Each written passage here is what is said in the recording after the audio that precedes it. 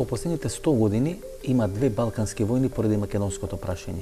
Ке има ли трета балканска војна според вас, поради ова актуелна македонска криза која 3-4 години всушност го дестабилизира и регионот?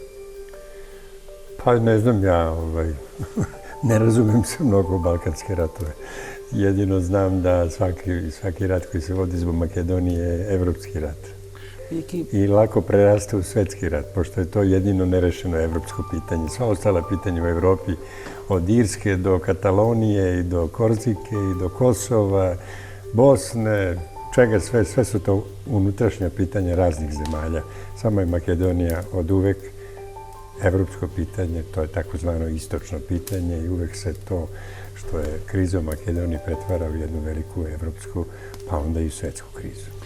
Поради што е важна Македонија? Во што се состои таа важност на Македонија, односно на денешна Република Македонија?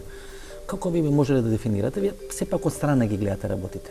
Ние кои сме внатре во тој котел 2, 3, 4 години сме дел од системот, сме дел од проблемот. Многу тешко можеме со дистанца да ги гледаме процесите и работите. Како ви од страна го гледате тоа македонско прашање? Што е суштината? Ne znam zašto, mi smo u istom kotlu.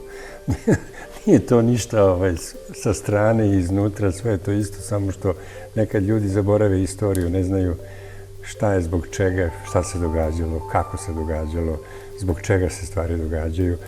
Makedonija, to je jedan deo Evrope, jedan deo sveta koji je tokom decenija pa i vekova uvek bio centralno jedno strateško područje u kojem se zapravo čitava stvar svodi na to da ako kontroliše taj deo Balkana, on kontroliše zapravo čitav Balkan, ako kontroliše Balkan, znači jugoistok Evrope, on kontroliše Evropu.